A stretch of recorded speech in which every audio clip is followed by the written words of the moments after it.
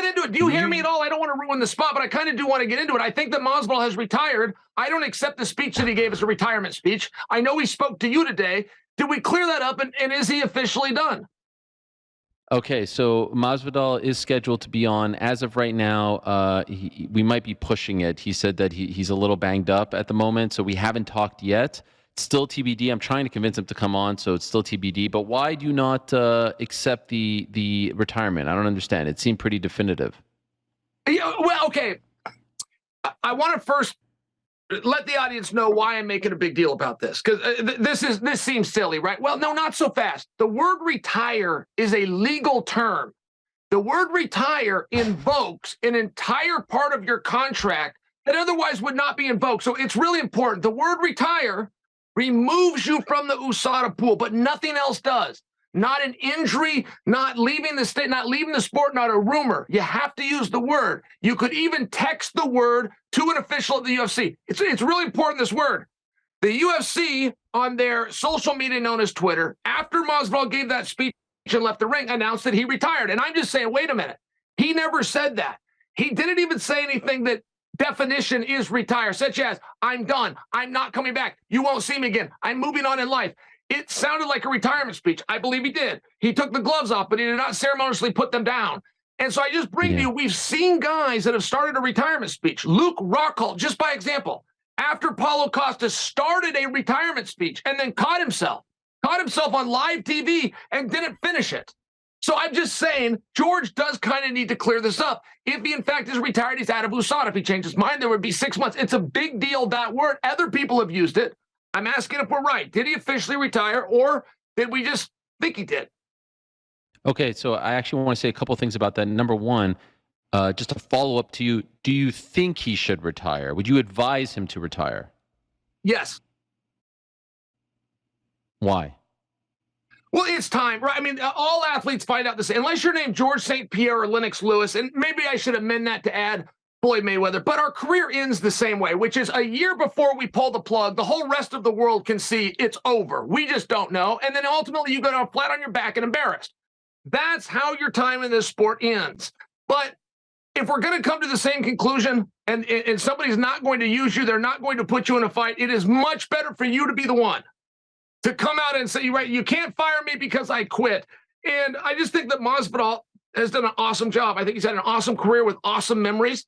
I don't think he wants to be a stepping stone. They just took him to his hometown of Miami and did not main event him. That's a big deal. It's a really big deal, right? If they come to West London, they put me on a card, but I'm not the feature match, we have a problem. So you have to just start reading those tea leaves. And I think that it's right. I think he's got other interests. I think Gamebred's doing great. I think this tequila business is doing great. He's a much smarter guy than people are aware. And I think he's just his next move and what comes next in life for Masvidal, I think his best days are still in front of him. On the flip side of that, he has lost 4 in a row. Those last 4 losses, Chael, Usman on a week's notice, Usman again with a relatively long camp, Colby Covington and Gilbert Burns. Like, he is literally fighting the top 3 guys at 170 pounds. He didn't fight Leon Edwards, of course. They did fight backstage in 2019. But the point is, like, he could have fought a top 20 guy in Miami and been a lot more competitive. I don't know. It's hard to gauge when you're fighting the creme de la creme, no? Oh, absolutely. To know where a guy's at. Oh, yeah. No, Gilbert Burns could still be a very meaningful guy. He could still be a top guy. We wouldn't really have a way to assess that. I apologize, George Masvidal, but I wasn't putting his skills down. I mean, even back up from what you just stated of those 4 losses, back it up one. We got Ben Askren in there, or rather, we got Nate Diaz and Ben Askren before that. I understand it has been murderer's row. That guy has done nothing but have super hard fights. He's done nothing but get better. He reinvented himself at 36 years old, which is nearly impossible to do. I mean, right, you don't grow the hair out and put on the Versace road. You don't get called out by Nate Diaz. You don't get called out by Nate. You don't go into Madison Square Garden in front of the president and The Rock and a BMF title. I mean, it's a really big deal. People want to say that the flying knee was the thing. I think that he's more known for 3-piece Minnesota than flying knee, but it does all trace back to that. And he was a guy that could reinvent himself. He was a 500 fighter, and he did something different, and he got something different. And I really think that it's an inspiring thing. But sadly, Aaron, we don't get better with time. As human beings, our skills just don't get better as we get older. And I think that he represented himself very well. I think he protected himself at all times against Gilbert. I realize he can still do this work, but maybe not at the championship level, and it's time for him to do something else. I respect that. Okay, so my prediction is, that's why I was curious to see where you're going with this. I say, maybe he pops up on a Gamebred boxing card. He's putting on the show. Might as well, fight for yourself, fight for your own promotion. They seem to be gaining some momentum. So I don't know if it's the last time we see Jorge Masvidal fight, maybe the last time in the UFC, but I think that he pops up and does something else. Very impressed, and what a crazy time. Chael, there's so much to talk to you about here. My head is spinning. It's interesting that you started with the co-main and not the main, because that was the big story. But can we talk about something that's really annoying me since we're starting with the co-main here? I have a huge problem with this. Chael, you made the call out famous. I mean, no one called people out better than you. I mean, you had someone in mind. I remember, Anderson and this and that. Are we entering an era where the backup fighter is a thing that we're asking for? Dana, I remember George St. Pierre getting on his knees and saying, give me the title shot. Remember that back in the day? We're getting guys now on the microphone saying, give me the backup fighter spot. This is an abomination. I want nothing to do with this. I like Gilbert Burns a lot. I like his look. I like his fight. I really do like him a lot. He's actually one of my favorite fighters to watch. The guy steps up. You're asking for a backup fighter spot or you're out? Really? That's what we're asking for? You can't be on board with this. Well, okay, and first off, I love the backup fighter spot, but I really appreciate what you're saying because sometimes my thumb isn't on the pulse I want it to be. So I appreciate what you're saying, but I do think that you've misunderstood him. He is saying, I am the next. I am the number one contender. Now, moreover, he said, I'm not even waiting for the fight, so it's just us. I'm going into this. I'm going to the backup spot. I will step in on one day's notice against either one of them, but when we're done with that, whoever wins is mine. So, he coupled it together. It wasn't backup or bust. It was the entire thing, including there's no backup, there's nobody else, there's no top contender. It's all mine. I liked it. I think the backup, I don't agree with the UFC. I don't agree with their marketing team. I think that the backup fighter is coveted. I think that it should be billed that way. I don't think when Vincent Luque walked through the curtain at Madison Square Garden at 9 a.m., there was any point of doing that if you didn't tell us. Now, they, of course, don't want to give the audience hope for something they can't deliver. I do understand it, but I have to call it an experiment. I might not like it either. I need to see it one time. We need to try it one time, but this is very coveted. I'd love to hear an interview from Colby Covington about what he's going to do to Leon, and then have the guy say, and by the way, what if it's Gilbert? What are you going to do to him? I would love to hear they got to have two different plans. I think it's fun. It is never used. I don't know what even financial participation those guys get. They have to pay their coaches and do all these different things. But if you want to do that and you want to take that sacrifice, I think it matters. I love that Chandler got rewarded for that. I love that Kamaru Usman got rewarded for that. I love that Colby Covington's about to get rewarded for that. I like the backup fighter. Okay, Khamzat Chimaev, Bilal Muhammad, Gilbert Burns, Colby Covington. Who should fight Leon Edwards next? Colby Covington. Why? Colby Covington is a number one contender, and he has been for 2 years. He was the clearest number one contender the sport ever had. It truly, Ariel, and everybody knew he was the right guy. He held the ranking, but you couldn't put him in there. He'd already had 2 opportunities. I will just remind, if you want to go by rankings, when Leon got the title fight initially with Kamaru, he leapfrogged Colby, but we all understood it. Colby's been there. You haven't. Here's your run. It's your shot. We all understand that. So now you don't have Kamaru in there. Of course it goes to Colby. And you've got other very good options. Gilbert Burns is not a bad option. Gilbert Burns was very generous on Saturday to say Bilal Muhammad has done everything right and that he's a great option. I don't know how we're ignoring Rakhmonov, considering he's 16-0 and we supposedly like finishes around here.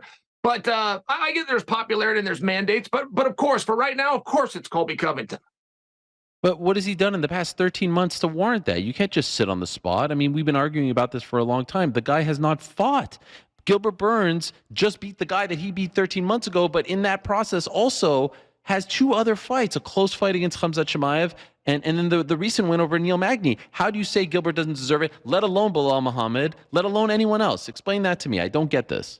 Because he weighed in? I love those guys. Because he was a backup fighter? I love the argument you're making for Gilbert and Bilal. I see your argument and I concede. I just want to correct you on a couple of things. Colby's last fight was 13 months ago, but Dana White revealed he was offered 3 fights and that Colby, accepted them all. And Dana's wording was, but we couldn't make them happen. We all left to believe that means the opponents didn't accept Colby. But if that is the case and that is true, Errol, that has to matter. And if they're offering you matches and you're saying yes, they're offering you top contenders and you're saying yes, let's do it, but something happens, you can't get in there, we can't hold it against them. That's very different than sitting on your spot. No, but Chael, on the flip side, Khamzat Chimaev is saying, I'm the guy that they offered it to, and he turned them down against me. Has Colby himself come out and said that he's accepted these fights? And has he explained or revealed who these people are? Because no one has. No. Who are these secret fighters? Who are these fictitious names that he's accepted? Because I can't find any information on them. won't dispute that, and I'm also very curious, but Dana's the one that said this, and Dana generally will come out and let the media know. I mean, part of being a fighter, you got to come out and let people know when he's not fighting. When somebody's pretending to be a tough guy in front of the cameras, and then behind the scenes, they won't take a deal. Dana's pretty good and notorious for doing that. He just did the opposite here. Said, hey, just don't get the wrong idea. We've actually offered Colby fights, and he accepted them. We just couldn't make the fights. I mean, I'm quoting right now. I don't have any more information than that. Everything would be a guess and interpretation, but I do think that matters. I think that's why they leaned on him for the backup spot. That's not something guys generally want to do. It's a lot of training. There's a lot of preparation. There's a huge risk. You're not going to get that number one contendership back. So now you got to get it right. You're only going to have 24 hours notice. I just think it's a big deal. I think he did everything right. But people that are trying to say that our argument, right, I'm Team Colby, but our argument has never been that he did the backup fight and therefore he was the number one contender for 2 years before he did the backup fight. That matters. A lot of people, including Dana, say, oh, he weighed in successfully. He served as the backup fighter for Leon and Kamaru. Therefore, because of that reason, he should be number one contender. I offer you Sergey Pavlovich, who weighed in as the backup fighter for Cyril Gane and Jon Jones literally 2 weeks prior and is not getting a title shot. So please explain this to me. Well, I don't think they go hand in hand, right? If somebody said Colby's getting this because he did that, I think that they misspoke. I don't think that's what they mean. It's also been stated previously by the same guy, and I think we're talking about Dana here. Previously, Colby Covington will be the champion of the world if Kamaru Usman did not exist. That's been stated. It's been stated that he's ranked number one. It's been stated that he's a top draw. He just can't get the shot because he's already had it twice. I think that it's very relevant. I think that we're seeing the same thing. I mean, a mirror image of Colby, I believe, is a spot that Robert Whittaker is in. Robert Whittaker is clearly the top guy, and the rankings support that, but he's already had Izzy not once but twice, so you're looking for a little bit of parity. It just seems to me like the opportunity has opened up, and I want to tell you something else, Ariel. You get into a very bad spot, right? If you're in Dana's position, the answer of let's see what happens, you have to go with that, because let me tell you the adverse. It appears that Dana has come out and said that Gilbert's got a deal. He's going to get what he wants. Now, he asked for two things. I'm talking about Gilbert here. He asked to be a backup fighter and to get the next title shot. So when Dana says you got a deal, I wasn't clear on which one. He asked for, did he get them both or did he get one of those, which is the backup? But it's relevant. I think he got both. Let's say that Gilbert is now the number one contender. We know that Colby's next. So we're going to wait. Gilbert's going to have to wait. I mean, that fight's not even announced. He's going to have to wait. Okay, fine. How do you get Blahal and Rakhmonov in there? I mean, how do you get those guys to go out and take that risk? For what? If they can't get a number one contendership because it's already established, what would their motivation be? And that's just a byproduct. I'm sure there's an answer to that. I just submit for you. That's where playing your cards pretty close to your vest. That's why that happens. See, this is why I don't like the backup fighter thing, Chael, because it's different when Alex Volkanovski says, hey, I'm the featherweight champion and I'm going to plant my flag in the ground. But now what people are going to do, remember this, people are going to try to bypass a number one contender fight to try to just cement their spot as the backup fighter. It used to be, give me the number one contender fight, let the world know. They never say this anymore. For some reason, they never announce this is a number one contender fight. I don't know why they don't do it. It's a great promotional thing. It's a nice little title you can slap on a fight. They never do it.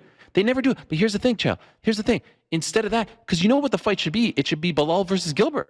That should be the number one contender fight. Why isn't that the number one? Why is Gilbert saying, all right, I beat Jorge and I beat Neil Magny. Give me the guy that gets me the title shot, as opposed to, no, give me the backup the fighter spot. How does he deserve it more than Bilal? How does he deserve it more than Bilal? And now you're going to give Bilal Muhammad a killer like Shavkat Rakhmonov? I mean, it's not exactly fair. You notice this, right? No one's asking for number one contender fights. They're asking for backup fighter slots. That's not good for the sport. You can't like this. This is not good. This doesn't get the fans excited. No one gets excited about a backup fighter slot. No one likes this. I gotta share with you. It's very hard to make a statement before as to what's going to be next. It's very hard, even if you've got an idea to let the world know. And I felt like I just illustrated that. If we make Gilbert Burns next, knowing that Colby's getting the shot, but then he's even next after that. Now we're 7 months down the road, but we'd like to get Rakhmonov and Blahal in there. Pretty soon they're looking around going, for what? What's in it for me? It's a simple question, but it is something that has to be answered. And a lot of times, just keeping hope alive. You say, well, we're going to look at it. Well, it's got a good chance. Well, let's see what happens. That keeps hope alive. Hope is no longer alive if you've already named the next two guys, which takes damn near a calendar year to do. So I'm just sharing with you because you do have to go back to Gilbert Burns. be careful what you ask for because you just might get it. Let's say that Gilbert Burns gets this. So he's got to wait. Let's just call it 3 months before Colby's in there with Leon. Let's say it's another 3 months to recover and get him back in. You're looking at 6, which is much more like 7 months. He's a prize fighter. He might want to make some money. And Gilbert might see an opportunity like you just said, which is, hey, wait a second. I don't want to wait the 6 or 7 months, but I see that Blahal and Rakhmonov are getting ready to be next and leapfrog me. Let me get in.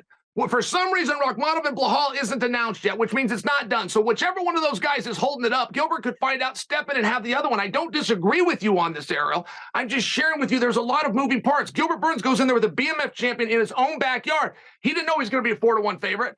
I was stunned when I saw the line at DraftKings that it was 4-1 favoring Gilbert Burns. I thought it was a more competitive fight. Well, how do you become a #1 contender beating a guy that people thought you were 4 times more likely to do? It's a tough spot, but all he did is say yes to the opportunity that he had. You can't punish him for that. Who wins, Leon or Colby, in your opinion? Oh, Colby would beat Leon. I was very impressed with Leon, and I don't know if I've ever said something nice about Leon. I really like him, and in addition, I'm really impressed with him. When you have a guy like Colby that can be that grindy, that can keep up that pace, and moreover has the ability to take you down, it's a very big deal. And somewhere along the way, Leon, more than anything else, more than landing a kick, more than anything, Leon got the respect of Kamaru Usman. Kamaru felt him and knew that's tough business. Did it again, knew that's tough. And you could even see that, though. Kamaru underperformed. He respected him. And that made a big difference. Colby's not going to have that. It's a tough fight. It's a hard one, but I would favor Covington. Okay, so that actually leads me to my next question, which, at the top of the show, Chael, I was waxing poetic, and I feel like you can back this as a historian and a longtime fan yourself. What Israel Adesanya did on Saturday is one of the most impressive things that I've ever seen anyone do in the history of this sport. Because as you know, you fight the fights, and then you go on this long, title reign. More often than not, as we just saw with Kamaru Usman and Leon Edwards, you lose that fight, you lose that belt, you never get it back. It's so hard to get it back, right? It's one thing if you win 2, you lose the belt, you come back, this and that. He went on this long run and didn't just lose, he got stopped. Didn't just get stopped. He got stopped to the guy who stopped him 2 previous times in a different sport and one time knocked him out cold. To come back on 5 months later and do that and knock that guy out and then be like, everything's good in the world, I'm back, I've rectified the wrong, so to speak, is one of the most impressive things, because I was worried he was coming back too soon. I was worried that the confidence was shot. I was worried that Pereira just has his number. He's his boogeyman. Do you agree with my sentiment here? Because I am still in awe of what Izzy did on Saturday. I thought the thing that you were going to say he did so great was not having any idea this was going to happen. He still drew the bows back, gave him 3 shots. He took 1 lap around the octagon, found that young man, and gave him a receipt when he went down. That was beautiful work, which I would have missed. I owe Blahal Muhammad for breaking that down and explaining to us on Twitter. It was absolutely incredible. Ariel, I think he went heel. And it's a big deal. If he has gone heel, it matters. And the reason I say that is when they throw to them backstage and Izzy's trying to cheer up, what's his name? And Izzy's, hey, great job, and you'll always be a champion to me. And then he goes to a post-fight press conference. He says, everything's square in the world. Forget that he beat me 3 times and took everything I wanted and ran me out of a sport and beat me in front of the world at Madison Square Garden. I've won this 1 time. And the only time I've ever seen that, and it was embarrassing the first time, is when Chuck lost to Tito, and Tito, who'd been cleaned up, lost his belt, lost his fame, lost his money, lost his position in the company, goes over to some show that nobody watched, lands a shot on a guy that's 48 years old, and then tells him everything's good. Well, no, it's not good. Chuck is way ahead of you. He's millions ahead of you. He's fights, he's experience, he's opportunities, public perception ahead of you. He took all these things. So I saw Tito do that, and I come back to Adesanya. Adesanya trying to act like we're square. He ran you out of a sport. He chased you down in this one. He beat you at the Mecca. I mean, not for nothing, but you're not square unless you're a heel. And if you're a heel, it matters, because what are they going to do next? Well, if Izzy doesn't want to fight him, and that's what he said, no, we're done, everything's square, we're done, I can move on with my life, and you're a heel, if that's true, then the audience is going to push back on what your request is, which is going to land him in a trilogy fight with Pierre. It's a big deal, and I'm just wondering if other people see it this way. I like the receipt that he gave the kid. I like the whole thing. Going and taking Tito's spot and acting like we're square with the world when I got my ass kicked multiple times, but I had a good night tonight, that's a heel move. I like heels. I'm just asking you if Izzy became one. Oh my God, that was incredible. That was incredible. You're right. We were talking about this at the beginning. I was a little surprised at the conviction in which he said, we're good. It's over. We're done. We're moving on. Yep. The biggest fight for him is that fight, right? Condescending. He didn't do it from a sportsmanship standpoint. He was from a condescending standpoint. And I'm just suggesting for you, right? We've heckled a minor. We knocked out his pops. We teased him in the back, and we told the world we're never going to come back to this party again. He gave us ultimate times, but we're not going to do it again. I just suggest for you that maybe he has gone heel, and it does matter what comes next. I mean, that division is a mess. Like, Du Plessis has got to be the leading candidate, even ranked number 6, just for the parity, just for something new. Du Plessis, I think, fills the void, but that's only if Pierre goes up to 205. Right. So what do you think happens? Who do you think he fights next? Well, okay, look, if Pereira stays at 80, it's got to be Pereira. Nothing else really would make sense. Whitaker doesn't have a dance partner. Everybody else is pretty booked up. The other side of the coin, Izzy's only asked for one thing. He's been very clear in telling us this. I would like some parity. I would like new guys. He's gone and beaten everybody. Then he beat some of them twice. He's getting ready to beat some of them a third time. Or we can move down the rankings to who hasn't been there yet. We can bring in Du Plessis. We've got the African tie, and he's on a little bit of a roll. Let's get this done. I think that argument is going to win the day with Pierre out of the division. The real question is, if Pierre goes to 205, does he walk right into a world title fight? They've only had one guy in history to get starched at 85 and contended 205. It's yours truly, but there was an understanding, a strategy, and a skill set that was present in that situation that isn't present here. Wow. By the way, who's this Pierre that you keep talking about? Is it the same guy that fought on Saturday? I was talking to our old boss, Glenn, and Glenn also let me know Pierre is not right. But isn't it Alex Pereira? No, it's Pereira. All right, Pereira. I can do that. I can do not a tough one. Well, Glenn had something more on it. He had like Fajera. It would say there was almost a roll of the tongue. That I'm not part of. I'm trying to make it easy for you. It's not quite as tough as Adesanya. You know they say that incorrectly. It's Adesanya, not Adesanya. You know that, right? Yes. Okay, just want to make sure. Fedor's got a tough one too. Like Josh Burnett's the only guy that knows how to say it. Yeah, there you go. No, me. Yeah. I mean, some of these are just tough, you know? Do you think he was consciously turning heel on us there? Because even the post-fight press conference I thought was riveting. He went up there and he was like, don't ask me stupid questions. I want the good questions. Didn't want to talk about Du Plessis, but then cut a great promo on him, which made me really want to see the fight. Do you think this was a conscious decision on his part? Because honestly, like, he was a total babyface in there. That promo with the microphone after when he took it from Rogan, that's a babyface promo right there. Like, you can only enjoy this happiness if you go out there and you risk it all. Like, that was babyface stuff. But to your point, it was a little heelish on the back end.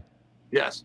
No, Adesanya is an entertainer in ways that we've never seen. You've only got 3 opportunities. Your way to the ring, what you do in the ring, and your way out of the ring. He will entertain you in all 3. I don't think he ever makes mistakes. I don't think anything's on accident. Nobody has steered their own career, and I do mean nobody. Connor's got a lot of pull. Even Connor has not chosen his next opponent on his own and let us know more than Adesanya. I mean, he started that the night that he became champ in Australia with Whitaker. He turns to Paulo Costa, makes fun of the shirt, calls him Ricky Gervais, or had some tie-in to some singer.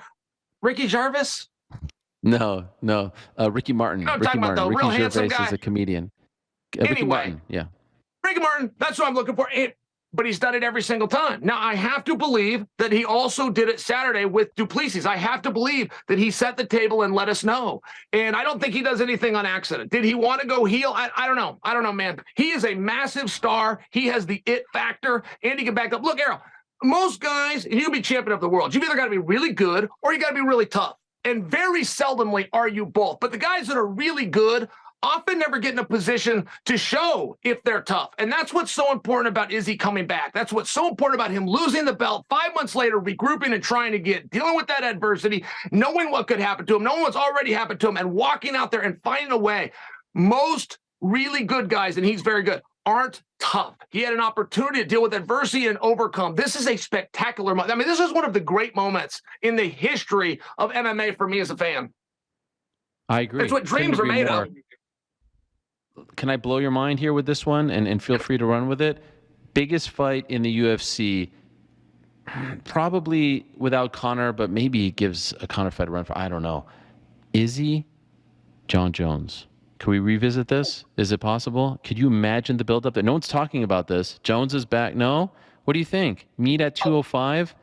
Come I on. like it. No. I'm not against you on that. On the prediction of can we make it happen and will it happen? That was the part where I'm hemming and hawing. As far as a build up and two guys walking out there, and you're gonna have people real strong on Joe and real strong on Izzy. Yeah. As far as the biggest fight, that sure would be a special one. I mean, I think that ship has sailed, and we started moving that direction, right? Izzy coming up and taking on Blachowicz. That had nothing to do with Blachowicz. That had everything to do with Jon Jones. So I don't know that they're gonna retry that experiment, but I hear your point. I don't know that I would disagree. Should a champion be allowed to pick who his next opponent is? Should it be up to him or her? Fully up to him? No, of course not, because every champion has one responsibility, which is to make the most money fighting the easiest guy. So no, it can't fully be up to him. But if we did look back at champions who anointed somebody, right? I mean, Ozdemir fought for a world championship. That would not have happened had Daniel Cormier not called him out. Like, there is a real power in being called out.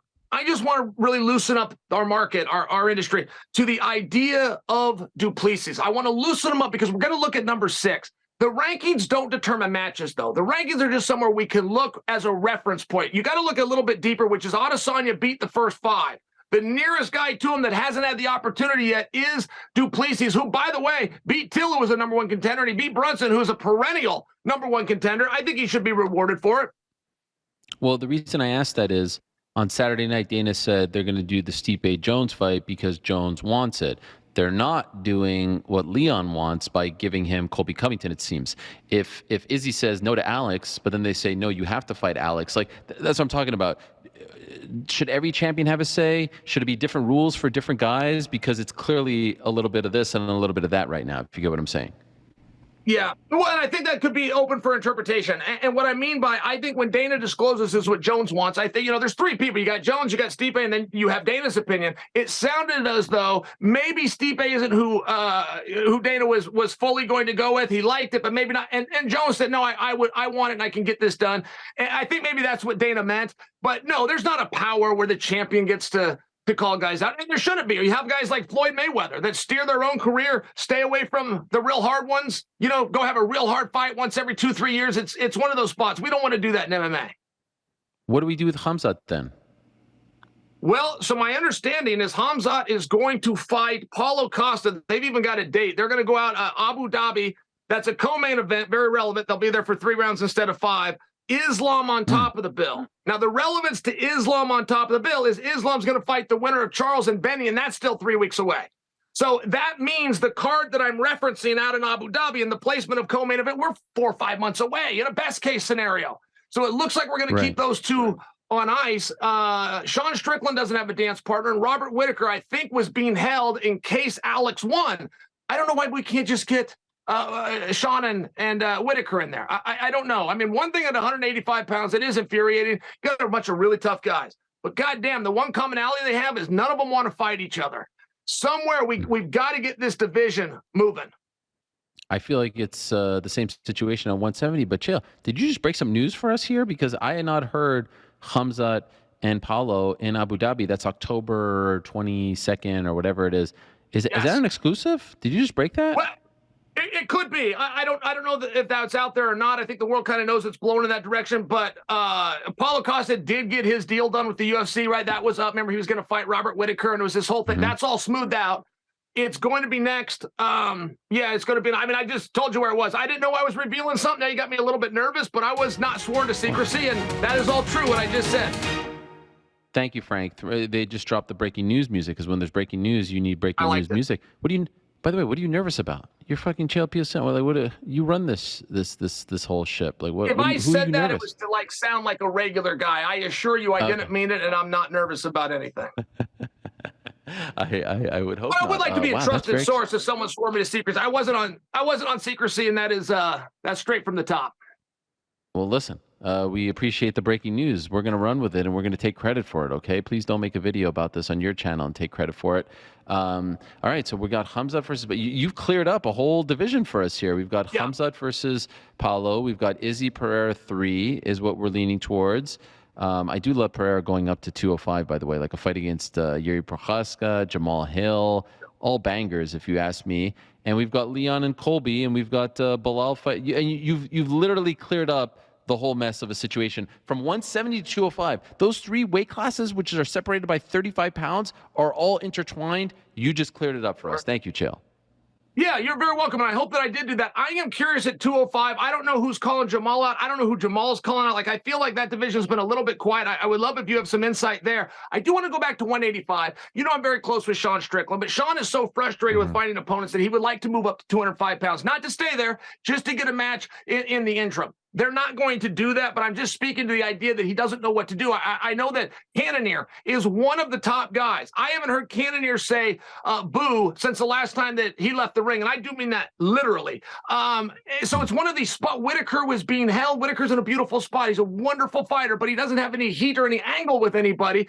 He didn't push for the Paulo. He didn't push for the Chimaev. In fact, it was quite the opposite of compliments all around, and all of a sudden there's nobody there to fight. So whether they wanted to do Whitaker and Sean or not, there are 2 options. They're available. They're willing. Have a fight. Yeah, no, I like that as well. A couple more things on 287, if I may. I was blown away, as you mentioned, presence of mind, cutting the promo, the kid thing, the bow and arrow thing. As someone who has had moments, yeah, I mean, it was incredible. 3 times. Do you like? Aren't you worried in the like you've had moments, the Shogun call out, the Anderson second, Anderson Silva, you absolutely suck. How much do you actually think about that? Like, or does it, like, when you see that, you're like, oh man, he planned that. That was all like something he thought about in the past, or like in the hotel or whatever, or is it all off the cuff? What do you think? I mean, some of that has to be planned, right? Oh, most definitely. Most definitely, you would have a plan and a direction. If I lose, if I win, if I stop him versus submit him versus a referee's decision, if it's a controversial, like you got a little something, you never know which one you're going to go with, but at least the reel is spinning. I don't think he ever meant to come over and give a receipt to the kid. I think that was kind of off the cuff, and that's really good stuff right there. I mean, he was owed it. That was good stuff. Not to mention, I think the young man is still a minor. I think he was about 6 at the time of the kickboxing video. It's been about 10 years. I think he's 6. No, it's a big deal, though. If you do it to an adult, it's a little different. If you do it to a minor, I just thought it was great. And I really do. We owe Hall for bringing it at least to my attention. No, I don't think that it was all completely planned. You got to understand that as Alex was walking to the ring, he shot a bow at Izzy. So I think that is what then prompted the bows to be fired back, thus proving my point that it really was off the cuff, or at least short notice. Are you enjoying what Kevin Holland is doing right now? It seems like every fight week for him, he's getting into an altercation with someone that he's not fighting. Fans seem to like it. Dana didn't like it, got mad at the reporters for asking about it, which was a little weird since it came out first. In any event, are you enjoying what he's putting out there? Yes, I don't want outside of the ring stuff. I mean, if he wants to go get mouthy, I don't want 2 guys touching one another. I am still curious just personally because I got to know everything. I'm a fan of the sport. I would be curious what heat Holland had with Masvidal, right? I mean, there's some guys that are newer in the sport, and there's just veterans that you show respect to. And I think that Masvidal was more caught off guard. Hey, why is this newer guy giving me, hey, why is it, we're on the same card, I'm in a feature match and you're not. I mean, it's one of those spots where George almost looks surprised. I like that they don't touch each other, though. That I don't like that stuff. I don't like that goes on at hotels. But I do like Kevin Holland. I do like the way that he's fighting. I like the way that he's staying busy. Not to mention, I mean, he had some real deficits with takedowns. He was getting taken down. He's now stopped that. These guys are having a real hard time. Chimaev had a hell of a time getting him there. I think Kevin Holland's getting better. I think at 170, he's a threat for a while. One last thing on 287. What about your boy Kelvin Gastelum? I mean, he turned back the clock. Now, I do think that the headbutt might have come into play, and Chris Curtis actually texted me during the show that he felt like it really did come into play. But for a guy that you knew back when you did The Ultimate Fighter with Jon Jones, I mean, were you blown away? Were you even expecting that? I was not expecting that. He hasn't fought in a year and a half. He's had a ton of injuries. Were you blown away by his performance? I was wondering where he was at. I was looking at his corner. I'm looking at a couple of changes that he made, right? And you always got to answer some questions there. Placement on the card. I mean, there was just a few things that put pressure. You saw that reaction to Kelvin afterwards. That had nothing to do with the $50,000 bonus. That was relief. And, Chris Curtis is as tough as they come, and he showed it in that fight. Chris Curtis could have won that fight. He's as good as Kelvin. He's as good as anybody. He got the grit. Eventually, you run out of time. You turn to the judges. It was a fair contest, but I think both those guys should be very proud of themselves. Tremendous. Yeah. Great card overall. Miami was great. Were you at the first Miami show or the last one in 2003? Were you there for that one? Who was it, Aaron? Who was the main event? Sean Shirk, Matt Hughes, I do believe. No, I was not. I watched that on television. You know what's crazy about that one? Joe Rogan did play-by-play for that one, and Phil Baroni was the color analyst. Mike Goldberg wasn't available. I think he was doing hockey. Rogan, I think only time he ever did play-by-play was that card, UFC 42, 2003, Sudden Impact it was called. Wow. I love that. I remember when that? they used to name those cards, Sudden Impact. I liked it when they used to do that. But hey, great memory, man. That was 2003, almost 20 years ago. Boy, it feels like yesterday in my mind. Yeah, crazy. Just a couple more and I'll let you go. Amanda Nunes, Juliana Pena, 3. Right call? I think so. I read something from Amanda Nunes today, and she thought it was going to be another girl. She thought it was going to be a replacement, Aldana. but Amanda, yeah, and Amanda's always been very consistent. She pointed this out in the interview I read, but she's always been very consistent that whatever the UFC decides, they're the experts. Let them decide. They call me. Those are my marching orders, and that's what she did here too. She stayed consistent. She's got to go back in there. I could only imagine doing it again in a third time. That's tough, but it is one of those spots where we probably do need to get that figured out. And if we don't do it right now, we're going to do it eventually. If they keep, we're going to get them in there. So I do get it. I think I'm more curious as to what is going to be next for the Bullet. I think that's a little bit harder one to match up. But yes, you asked me if that's the right call. Yes. Why is that hard? Run it back with Grasso. Isn't that easy? You know what, Errol? You're the one that motivated me to not. You made a comment one time, and you said if they do the rematch and the Bullet wins, over a period of time, history will look back as though Grasso had never even done it. And you said, so it's important that somebody else comes in. That's what I thought you said. And you won me over to that. I thought that made some sense. Wow. Well, I was just sort of like thinking out loud. But yes, I mean, it's kind of the same thing as this Pereira-Izzy thing, although they have the history. Kind of the same thing with Juliana Pena, right? Juliana Pena beat Amanda. They ran it back right away. And now she's getting a third crack. And so I say you run it back with Shevchenko and Grasso if you do. But if Shevchenko wins, you have to do a rubber match. One of my biggest pet peeves, Chael, they never ran a third one with GSP and Matt Serra. You have to do the rubber match. Otherwise, It just looks like you're trying to correct history, right? That's right. That's right. If Matt asks for it, I mean, and there is a little bit difference. I mean, I do hope that fans or even fighters can sit and study this. If you don't want something, it's never helpful in life to have a complainer unless that complainer offers you a suggestion. You don't get that a lot. We have politicians that'll come in and bitch at the other side trying to do something, but they don't offer a suggestion, right? Leon, just by example, came out and said he doesn't want Colby. Leon should have right there said who he does want. He didn't do that. That was the mistake. He didn't say, I don't want Colby. I want Blahal. The sumbitch poked me in the eye, and I haven't forgot about it. He could have gotten that fight for him. He could have got what he wanted, which was not Colby, but he didn't do that. And it was the same thing with Amanda. Amanda says, well, I let them choose. Fair enough. But you didn't offer anything different. Let me just juxtapose it with something that happened 2 nights ago. It should obviously be Pereira versus Adesanya Part 3, obviously. But Adesanya has now created an entire new conversation with Du Plessis to the point he's won me over. I came on your show, the biggest show in our space, and I'm pushing for Du Plessis. That was an idea that I never would have come to on my own. So it's a big difference if you do what Adesanya did, which is create another army, create a whole nother fight, or do what Leon did, which is just say no. You've got to then offer the solution. You can't say I don't want to fight somebody unless you come in the back of it and say who you do want to fight. Izzy made me a lot more interested in the Du Plessis fight because of the vitriol and the way in which he was speaking about it. He didn't want to say his name. Now, it could get a little uncomfortable, Chael. Like, there's a little bit of history there. Who's the real, African and all. Like, I feel like we might be approaching a little bit of an uncomfortable territory. But I agree with you. He did a great job by no-selling it, making us want to see it. Alex Volkanovski, Yair Rodriguez, is that a big enough fight to headline International Fight Week, in your opinion? Oh, no, not for international fighting. There's a way to get it done, but no. I could go into details as to why, but no, that couldn't be the top of the bill. Right now, there's not a lot going on. There's not a lot going on because there's been no talk of Stipe and Jones. And, you look at the weight classes, there's not a lot of options at the moment. Sure. Now, they could find something. I'm not saying this is a done deal. Yeah, well, I read they want to do that in London. That they're going to go to. I read that today that they're going to go to London. Yeah. Now, Colby put out something also today after that article came out, and he said International Fight Week, which of course is in Las Vegas. So sounds like that's still a little bit fluid. We'll see where it goes. But okay. I mean, Rodriguez is so good, but he doesn't tell anybody. He is so doggone good. He's so doggone skilled. He's so good. He's so scary to fight on his feet that Ortega took him to the ground. Oh, and when he did, he submitted Ortega from the ground. He submitted his last opponent from the ground as well. His last 2 fights, including World Championship, came from the ground. That's how good he is. but he doesn't come out and tell people. I mean, even Volkanovski said this guy hasn't done enough to get the fight. That's coming from Volk. Volkanovski, who does next to nothing, came out and said about Rodriguez, you haven't done it. You haven't called me out. You haven't made it clear that you want to fight me. So go fight Emmett instead. I mean, that was a real thing. And I remember when Volk said it, and I thought it was powerful. And no, there's not going to be enough hype that those guys are going to do. Did you really call Israel Adesanya the greatest middleweight of all time? Yes, I believe that he is. I believe that More so than Anderson Silva? Yeah, those guys fought. So that's where it's a hard time for me. When two guys fight and then you argue that the guy that lost is better, and then you try to get smart with it and go, well, but it wasn't in their prime. And it's just weird. There's a respect that you have to pay the opponent, or what's the point of doing it?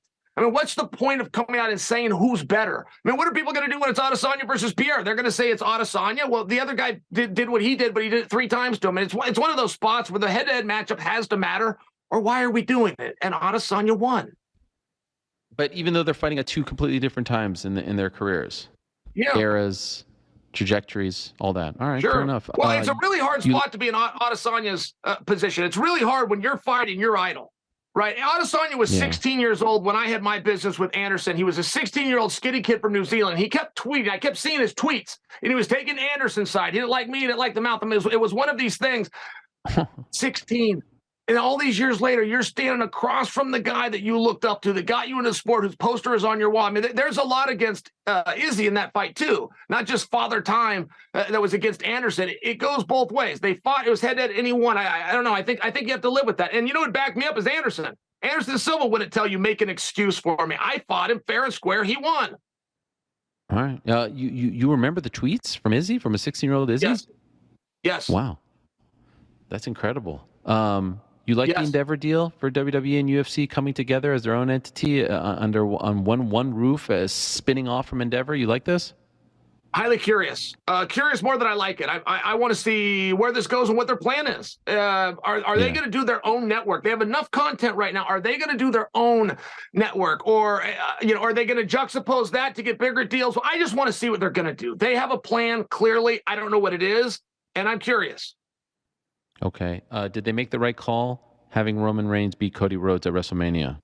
Yes. I saw Roman a week after. Oh, I saw him on Friday. SmackDown was important. I didn't visit with him, but I'm just name dropping. You said Roman. I want you to think that's cool that I walked past Roman.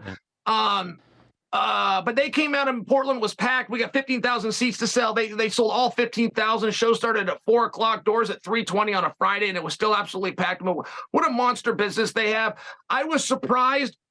Cody stabs them in the back with AEW and then tells them, I'll stab AEW in the back and come back to you, right? I mean, he's a carny. He's a carny like anybody, and he played it well. But when he comes to him and tells him, give me a massive push, get me right there, but don't quite feed me all the way, that surprised me. He was in the main event of WrestleMania because of the backstabber, the deal that he made, and they were paying it off, but he didn't make it. You had to give him the belt. That surprised me. Generally, in a WrestleMania final, you will have a clean 1, 2, 3. That is historically the way you do WrestleMania. So to have the interference play into the match was also a surprise. I enjoyed the product, but I will just tell you, it was unusual for the event. Oh, I love it. I love your beef with Cody Rhodes. Is there a particular reason why you have beef with him, or is it just because you don't like him? Well, I don't know if I should say that. I mean, he actually, I was cheering for him against Roman. He won me over. I liked a lot of the mannerisms as he did. Like, as they introduced him, he was like doing something. Then as they say, Cody, he's down on the mat and he's doing something. I like that he had a place to go. I'm just sharing where I don't like the idea. I stabbed them in the back to form a rival organization, but I stabbed these guys in the back to come back to you to serve myself. It's the business. He's doing the business. I'm just sharing with you. I don't like it. Okay. And last one, I saw you hosting the Bare Knuckle press conference. Great card they have coming up. End of April. Eddie Alvarez, Chad Mendez, Platinum Perry, Luke Rockhold. Are you going to be doing work for them, or was that just a one-off for you? Well, I popped into that, and then they're going to have the fight at the end of this month. They're going to Colorado. As a matter of fact, Eric, you might think this is interesting, but one championship is coming to the United States. One championship will play the exact same venue 1 week later. So this is the bare knuckle card of cards, though, right? I mean, if you don't like it after this, okay, great. You're just not going to like it. But how interesting. I mean, by example, if I told you that Luke Rockhold was going to fight Perry and it was going to be an MMA, you will probably forget that within an hour. But when you tell it's going to be in bare knuckle, everything just changed, right? All of a sudden, that starts to be really interesting. If I tell you that the winner of Rockhold and Perry is going to fight Darren Till in England, you probably would forget that. But if I tell you in bare knuckle, all of a sudden you're going to mark it down on your calendar. It's just one of these really interesting things. And then you got Chad versus Eddie. That is a massacre. I don't even know who I think is going to win that. It's so different. Chad has a level of experience, but Eddie Alvarez is so fast with those hands. It's interesting, man. This is a loaded card. I am excited for it. Okay, wow. I think you just broke the second piece of news on this interview that you was the Darren Till. Was I not supposed to say that? See, that's the problem. Like, I hear a lot of things, and then nobody said don't. But you see where it does get really interesting, though. The rule set does matter. It favors bare knuckle right now. The MMA Hour Insider, Chael Sonnen, breaking two massive pieces of news. You've broken more news on this show than I've done in the last 2 months. You're welcome. Unbelievable. Thank you. Fantastic. Great podcast as well, entitled You're Welcome. This was tremendous. I love you so very much. Thank you for coming on and not only doing the spot, but breaking news as well. We're going to be credited all over the internet, Chael. All the websites are going to have to credit us because of you. Or they could just credit you straight. They'll probably do that to try to no-sell me because they like to do that, but it's okay. I'm happy to be sort of a conduit to all of this. Thank you so much as always. Go check out the YouTube channel, Chael Sonnen. Go check out the podcast, You're Welcome, and the litany of other things that you're doing, popping up, doing press conferences. Much appreciated, my friend. And Errol, if I can just throw in here, you said that you're on vacation in Canada. Have a great time. Hello to the family from me.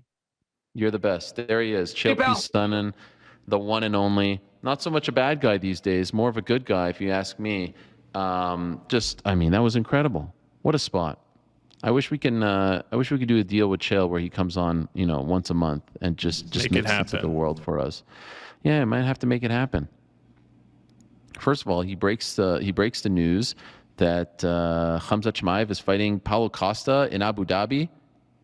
Sheesh. Then he breaks the news that Darren Till is what's at stake for Platinum Perry and Luke Rockhold in bare knuckle in London. Sheesh. What's better than this? Come on.